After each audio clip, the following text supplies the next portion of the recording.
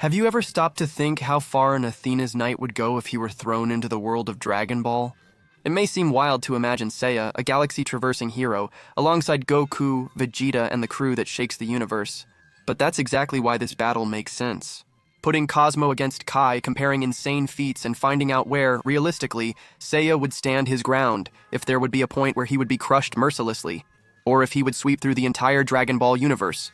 I'll use data from the anime, manga, and coherent comparisons to see where Seiya shines, where he falls short, and up to which point he could face each phase of Dragon Ball, from classic to super. So go ahead and hit the like button and sit down, because this is going to be a great ride. Let's break this down part by part, phase by phase, and in the end you'll have a video to send to that group to answer anyone who says Seiya is weak, or even those who say Goku would never lose to anyone. Yes, very strong, but still within a high human level. To give you an idea, a rookie Bronze Saint is already described as someone capable of destroying a stone wall with a punch, dodging bullets, and reaching supersonic speeds, at least around 1,200 to 2,500 kilometers per hour. As for young Goku, back in the Red Ribbon Saga, he's not far behind. He defeats entire armies by himself, jumps over mountains, takes down tanks, and dodges bullets as if it were nothing. But there's a key difference: the cosmos. While Goku relies only on his own power, which was limited in the classic phase when he was a child, ranging between 10 and 260. In contrast, Seiya was trained to harness a nearly limitless supply of stellar power. This allowed him to regenerate faster, withstand blows that would crush human bones, and still unleash the Pegasus Meteor, which at first is still controllable, but already had enough strength to smash concrete blocks as if they were cardboard. In a one-on-one endurance fight, it's unclear who would have the advantage. Goku excels at taking hits and recovering, but Seiya has specialized techniques, sacred armor, and attacks targeting vital points. If we were to put the first Seiya against the first Goku in a closed ring, without much space for Goku to run or come up with strategies, Seiya would beat Kid Goku. And it's not absurd to say he would kill if it were a fight to the death, because Bronze Saints have no mercy on their enemies.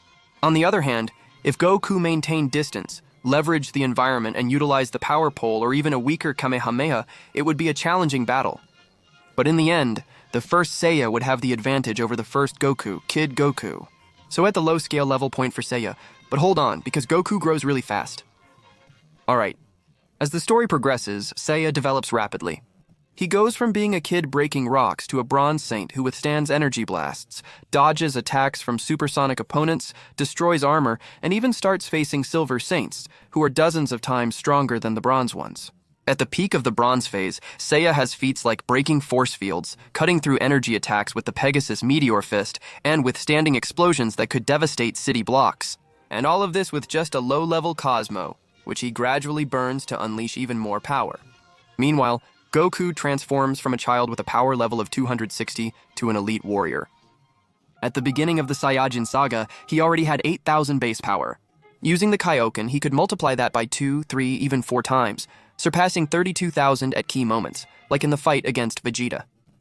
At this moment, Goku finally reaches the planetary level, where he could destroy a planet, even a large planet, with his own power, greatly increasing his speed and also accessing a level faster than light. And here comes the turning point. Goku now flies, unleashes a destructive Kamehameha, uses the Kaioken to explode his own power, has an absurd speed, and most importantly, is trained to destroy any opponent. He faced Vegeta, who alone had enough strength to wipe out Earth easily, so Seiya would have the advantage of Cosmo, with basically infinite energy. But Goku had a deadly package: Kai blasts, advanced martial arts, superhuman endurance, composure, and enough power to destroy members of the Ginyu Force. If Seiya burned all his Cosmo in a single blast, he might seriously hurt Goku. But a Saiyajin's endurance is absurd, and the Kaioken allows Goku to match or temporarily surpass almost any opponent at the Bronze or Silver Saint level. Moving on to this version of Goku, in a one-on-one without universe tricks, Goku beats the evolved Bronze Saint Seiya, especially if Kaioken comes into play. The Cosmos doesn't surpass a Spirit Bomb or a 4 times Kaioken Kamehameha straight to the chest at this point. So at this stage, point for the Saiyajin. Seiya would lose unless he was already moving up to Silver Saint level or higher. But if there's a moment in Dragon Ball where the power jump is outrageous, it's on Namek. While Seiya is still fighting against Silver Saints and just starting to face Gold Saints, Goku basically blows past all the limits he had before. On Namek, Goku isn't just an elite Saiyajin. He's the first Super Saiyajin in a millennium, fulfilling the legend. Before transforming into a Super Saiyajin, base Goku fought Frieza, with his power level nearing and even exceeding 100,000. The Kaioken allowed Goku to reach a power level of 3 million at one point. Meanwhile, Seiya, when he reaches the level of a Gold Saint, starts to reach an almost divine level in concept. He awakens the seventh sense, expands his cosmos to levels that surpass time and space, reacts to light at real speed with great ease, and is able to injure Gold Saints, who are treated as demigods. That's why many compare Seiya, at the end of the classic saga, to a warrior rivaling planetary-level power or beyond. At this point, Pegasus Meteor could cross dimensional fields, tear through divine armors, and even affect enemies who manipulate space. However, Super Saiyajin Goku is a completely different matter. Even if Bronze Seiya awakens the maximum Cosmo, Super Saiyajin Goku has physical strength, speed, and destructive power at the solar system level. Besides Saiyajin endurance that strengthens during battle due to the infamous Zenkai. To be fair, if Seiya managed to catch Goku off guard and land a direct hit with the maximum Cosmo focused on the atom, he might have a chance to seriously hurt or even kill him, but the problem is actually landing the hit. In a prolonged fight, Seiya, the Bronze Saint, even with the seventh sense, would be crushed by Namekusei Goku, probably with a Kamehameha. At this point, Seiya would need strong dimensional feats, but those only start to become more solid against the Gold Saints and gods in the Hades saga. If in Namek Seiya would have been turned to dust, moving on to the Hades saga, things change. Here, Seiya is breaking all the limits of the Bronze Cosmo. He uses the Sagittarius armor, reaches the seventh sense consciously, and at key moments, even scratches the eighth sense, which is basically a state of enlightenment. The guy exists between the physical and spiritual worlds, almost impossible to erase forever. Goku reaches the Heaven stage, where the Super Saiyajin full power form represents insanity. Goku remains transformed effortlessly throughout. He has the endurance and strength to destroy a solar system and defeat any planet-level foe. In this phase, Cell threatens to effortlessly destroy the planet. His Kamehameha alone had the power to obliterate a solar system. At the peak of the Buu Arc, Goku stacks even more power.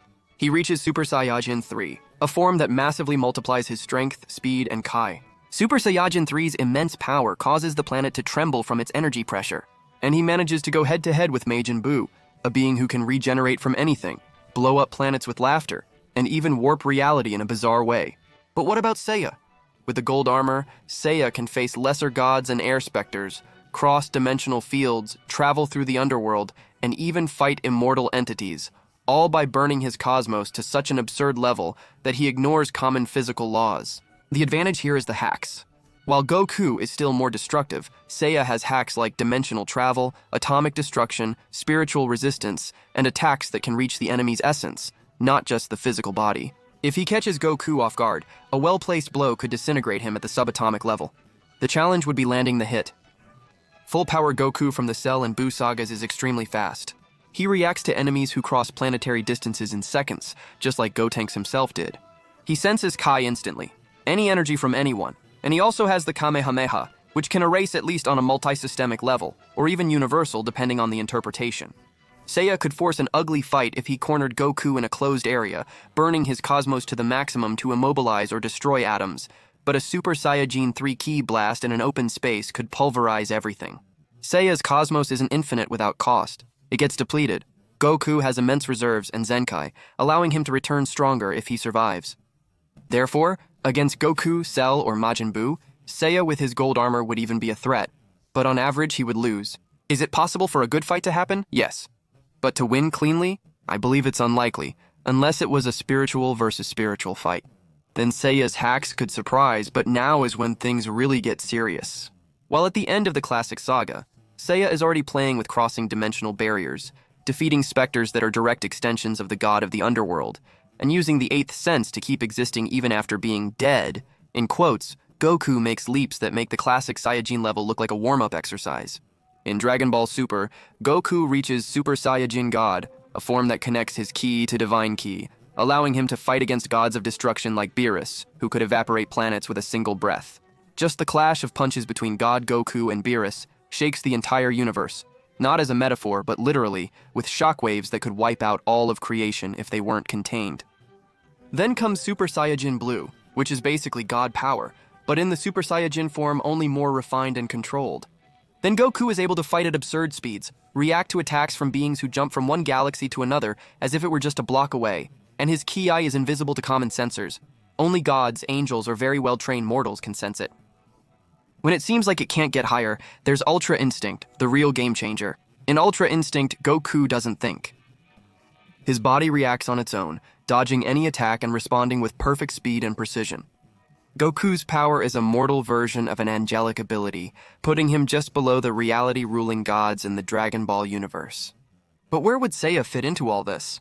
Seiya at his peak, with divine armor, 7th and 8th sense, spiritual resistance, and atomic destruction attacks, has multiversal feats in Saint Seiya lore. He faces specters threatening afterlife realms, breaks dimensions, and withstands attacks tearing space-time. However, Dragon Ball has key mastery at nullification levels. Hakai destroys matter and essence, similar to Seiya's deadliest attack. Goku has faced this threat alongside gods and learned to counter it, while Seiya lacks experience against Ultra Instinct, which counters hacks and movement prediction. In other words, while Seiya could resist, fight back, and use atomic-level attacks against Goku, Ultra Instinct would allow Goku to react before Seiya could act. In recent videos, Sonic, Superman, and other characters defeated Goku and most of the Dragon Ball universe. But in the case of Saint Seiya, when we get to the level of the gods of destruction like Goku, Vegeta, and the gods themselves are now, Seiya wouldn't be able to advance any further. He could solo all of Dragon Ball Z. Version by version, Seiya would be very troublesome in the Dragon Ball universe.